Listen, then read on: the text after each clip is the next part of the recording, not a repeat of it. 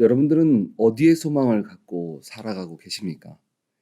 한국에서 변하지 않는 내 자산이 되는 것이 어느 순간부터 부동산이 되었습니다. 사실은 미국도 동일하게 부동산이 내 변하지 않는 자산이 되었습니다. 그래서 젊은 사람들이 영끌이라고 해서 자신들의 모든 것들을 끌어서 비싼 집을 구입하였습니다.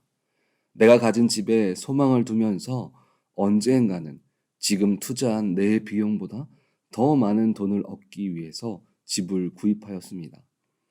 그런데 한국에 이 부동산 거품이 빠지게 되었습니다.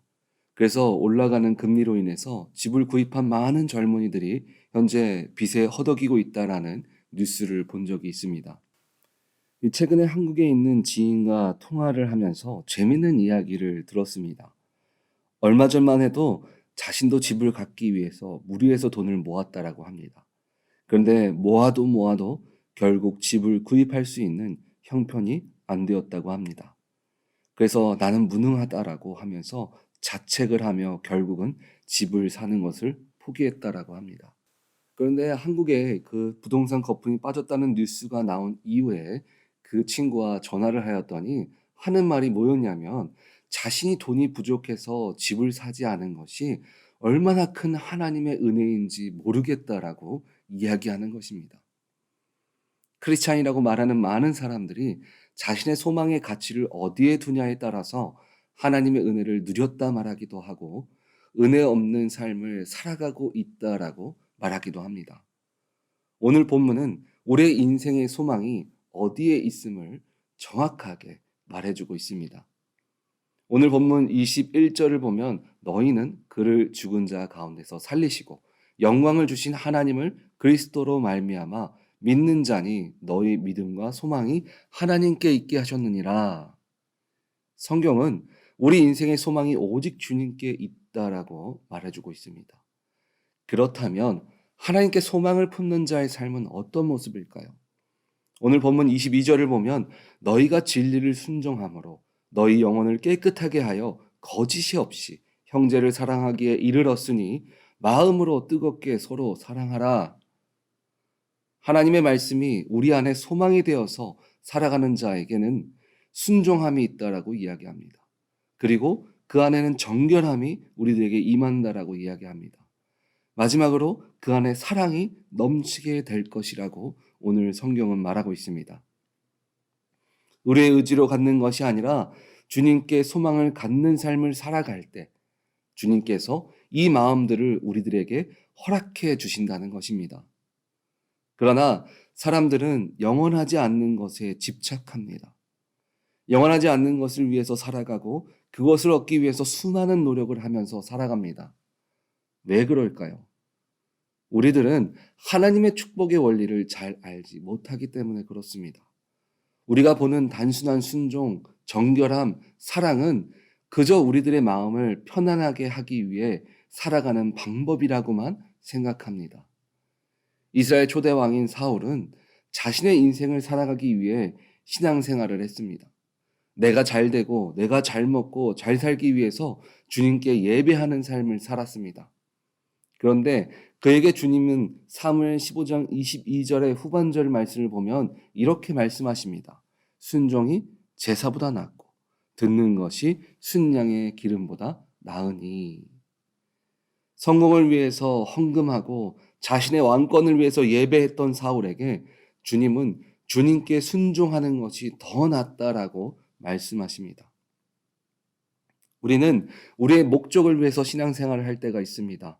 그러나 우리는 아무 일도 일어나지 않을 것 같은 순종이 나라를 움직이고 전쟁의 승패를 좌우한다는 것을 성경의 말씀을 통해서 우리들은 확인할 수 있습니다. 영원한 것과 영원하지 않는 것의 차이는 오늘 본문 말씀의 23절은 이렇게 설명하고 있습니다. 너희가 거듭난 것은 썩어질 씨로 된 것이 아니요 썩지 아니할 씨로 된 것이니 살아있고 항상 있는 하나님의 말씀으로 되었느니라. 하나님의 말씀의 가치는 썩어 없어지지 않는 영원한 것이기 때문입니다. 그런데 사람들은 왜 썩어 없어지는 영원하지 않는 것에 집착하고 노력하며 그것을 위해서 인생을 걸어가며 살아갈까요? 그들 마음 가운데 아직 믿음이 없기 때문에 그렇습니다. 영원한 것을 허락하시는 주님의 가치를 완전히 알지 못하기 때문에 그렇습니다. 말씀으로 이루어진 것들이 세상과 다른 모습으로 다가오는 것은 아닙니다. 다윗과 사울을 보면 같은 왕위를 갖고 있었습니다. 그리고 왕위를 지키기 위해서 살아갔습니다. 그러나 두 사람의 방법은 달랐습니다. 사울은 자신의 왕위를 지키기 위해서 세상에 보여지는 것들을 붙잡았습니다. 자신을 위해 마병과 마차를 두었고 자신을 위해서 예비했습니다. 반면에 다윗은 주님의 나라를 위해서 전쟁을 하고 주님의 나라를 위해서 나라를 세우고 다스려 나아갔습니다. 한마디로 다윗은 영원한 말씀을 붙드는 삶을 살았고 사울은 썩어 없어질 세상을 붙들며 나아갔습니다. 그 결과는 역대하 21장 7절을 보면 여호와께서 다윗의 집을 멸하기를 즐겨하지 아니하셨음은 이전에 다윗과 더불어 언약을 세우시고 또 다윗과 그의 자손에게 항상 등불을 주겠다 말씀하셨음이더라. 같은 왕위를 붙들고 살았지만 말씀을 붙들고 세상을 바라보았던 다윗의 왕조는 하나님께서 끊어지지 않게 만드신 것입니다. 영원한 것에 소망을 두며 살아간다는 것은 이상적인 것을 붙드는 삶을 말하지 않습니다. 우리가 살아가는 삶의 현장 속에서 같은 것을 바라보고 목표로 하며 살아가는 것 가운데 주님께 우리의 삶에 소망을 두며 살아가는 것을 이야기합니다. 그렇다면 우리가 주님 앞에 소망을 두며 살아간다는 것은 무엇입니까? 열왕기상 8장 59절을 보면 여호와 앞에서 내가 간구한 이 말씀이 주야로 우리 하나님 여호와께 가까이 있게 하시옵고 또 주의 종의 일과 주의 백성 이스라엘의 일을 날마다 필요한 대로 돌아보사. 주님께 소망을 둔다는 것은 바로 주님의 말씀을 우리가 가까이 하는 삶을 말합니다.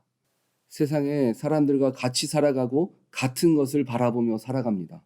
그러나 그 소망을 세상에 두지 않고 주님께 두었을 때 우리의 삶은 오늘 본문 마지막 절에 말한 것처럼 세상에 소망을 두는 것은 풀이 마른 것처럼 말라갈 것이고 주님의 말씀은 세세토록 영원히 세워질 것을 믿으시기 바랍니다.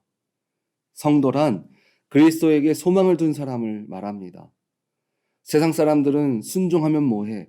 정결하면 뭐합니까? 사랑 나누면 더 손해 아닙니까? 라고 말할 수 있습니다. 그러나 우리가 주님께 소망을 가진 자가 되어서 주님께서 허락하신 마음들이 우리들에게 나타난다면 결국 우리들은 다윗처럼 세상 가운데 영원히 끊어지지 않는 왕권이 그 인생 가운데 이어진 것처럼 세상 가운데 주님이 허락하신 은혜로 승리할 줄 믿습니다. 내가 어디에 있든지 무엇을 하든지 우리는 주님께 소망을 두며 걸어가시기 바랍니다. 그것이 바로 이 땅 가운데 승리하며 나아가는 방법인 줄 믿습니다.